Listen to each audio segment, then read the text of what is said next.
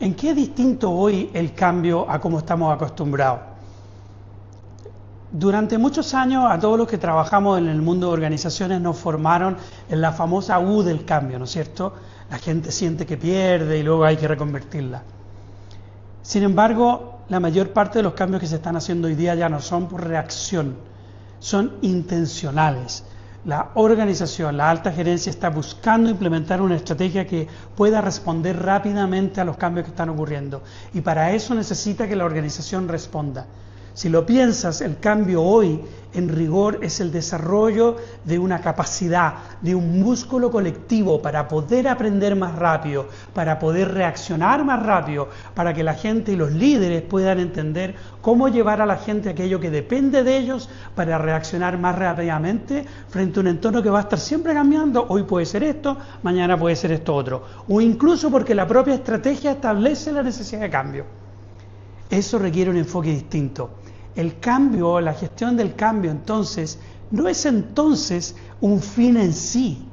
El fin consiste en desarrollar el que las personas y las organizaciones y los grupos se adapten y desarrollen capacidades para adaptarse lo más suavemente, con menor tensión, porque cambiar siempre va a ser incómodo. Un caso que puede ser interesante para mostrar incluso cómo opera es una organización forestal que nos contrató porque estaba implementando un modelo de planificación de la demanda, conocido como S&OP, ¿ya? Supply and Operations Plan, eso significa. Básicamente un proceso donde una compañía grande tiene que estimar cuánto va a vender para que después vea cuánto tiene que producir y después vea cómo va a financiar ese proceso y cómo lo va a distribuir. Entonces, de esa manera se permite optimizar mejor la capacidad de las plantas, hacer calzar mejor eso con la demanda de los clientes. Un proceso como esto es súper transversal, porque involucra a operaciones, las plantas, involucra a logística, involucra a finanzas e involucra a los comerciales. Es un proceso que siempre ha sido un desafío para todas las compañías que producen y que tienen grandes volúmenes de clientes. Entonces, ¿qué es lo que ocurre? Que esta compañía había iniciado ya un proceso de muy alto nivel, había contratado una consultora multinacional que había hecho un diseño de proceso muy sólido, muy robusto, que estaba empezando a funcionar, y había contratado un equipo de gente muy profesional y muy capaz. Pero a estas personas lo que les pasaba de alguna manera es que desde su perspectiva experta le impusieron, entre comillas, a los demás que esto es lo que había que hacer. Bajo la lógica de cómo se los vendemos, buscaron mostrarle el proyecto ya 100% diseñado, más encima con la chapa de esta consultora multinacional, por lo tanto no había mucho más que discutir, y dijeron, así vamos a operar. Los primeros detractores fueron los comerciales, que dijeron, esto no interpreta nuestro ciclo de venta, no interpreta los acuerdos que tenemos con clientes, no nos sirve. No solo fue lo que más me sorprendió cuando nos juntamos las primeras veces, es que me di cuenta que no había solo un rechazo a la idea. Detrás hay un sentimiento de no sentirse considerado. ¿Cómo pudiste hacer un proceso en que te pagaste y te diste el vuelto sin preguntarme, cuando yo soy un área súper relevante en este tema? Entonces había molestia, la reacción excedía de lo típico racional. De alguna manera la gente se siente molesta porque le parece que se está pasando a llevar algo, por lo cual ellos luchan todos los días. Entonces nos dimos cuenta de la importancia que tenía generar esos puentes. Y también nos dimos cuenta que el momento en que estaban hacía que las desconfianzas fueran muy grandes. Muchas de las personas también nunca habían trabajado de manera integrada. Esta compañía nunca había hecho un proceso de esa forma. Los de producción producen, los de ventas venden. Entonces, entrar a organizar esto de una manera transversal era realmente un desafío muy grande, porque no entendían la perspectiva del otro lado y no les interesaba entender, porque no les parecía que fuera tan relevante, y tuvimos que incluso partir por homologar un lenguaje, asegurar que estuviéramos todos en un entendimiento compartido de cuál es la realidad de cada uno, y sobre esa base empezar a construir puentes, que es de qué manera te ayuda a ti, cómo te sirve a ti. Eso requirió instalar habilidades conversacionales. Tuvimos que enseñar, porque como dicen que el lenguaje crea realidades, tuvimos que de alguna manera instalar, enseñar, entrenar ciertas herramientas que sirven para conversaciones de coconstrucción, de diálogo generativo que se llama, que es cuando uno no habla desde el saber y de pontificar, sino más bien de cómo yo voy generando una idea y tú le agregas algo y el otro le agrega algo y vamos armando algo que sirva para armar entre varios.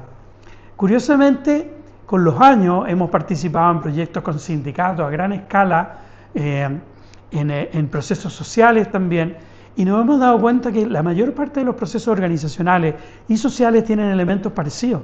Si uno piensa en la sociedad chilena u otras sociedades, en Latinoamérica es muy común, en Estados Unidos en este minuto, que están teniendo una situación tan particular, podemos ver que los procesos de diálogo social también pasan por etapas de madurez.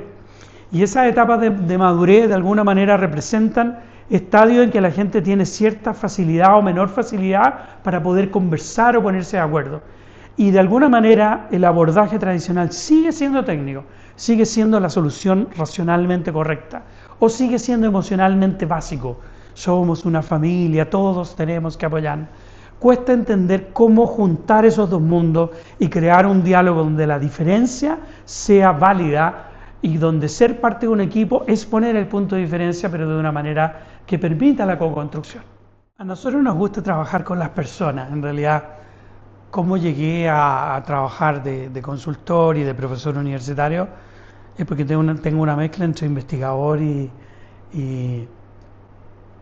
además me enamoro de los procesos humanos. A mí me encanta la sensación de sentir que puedo aportar a que muchas personas y en organizaciones en distintos niveles y en grupos grandes sientan que pueden hacerse cargo de sus propios problemas y que los pueden abordar por ellos mismos.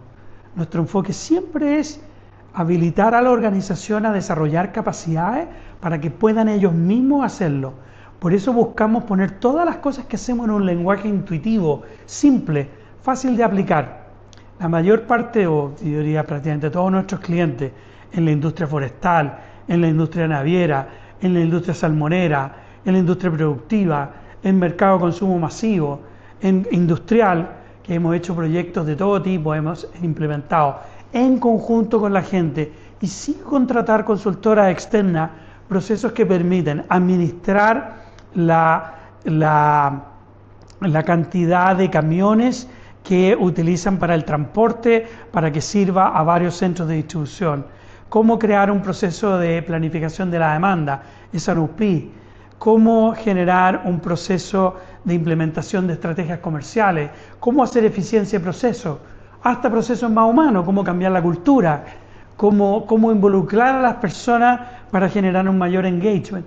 Todos esos procesos que normalmente las organizaciones no recurrirían a un externo, con este modelo descubren que de alguna manera ellos son capaces de hacerlo, lo pueden hacer, tienen el conocimiento, lo que no tienen es la capacidad de discutir, no tienen la capacidad de hacer sinapsis, les cuesta muchísimo, ponen un experto que quiere mandonear al resto y si no hacen lo que él quiere, dice que son resistentes al cambio.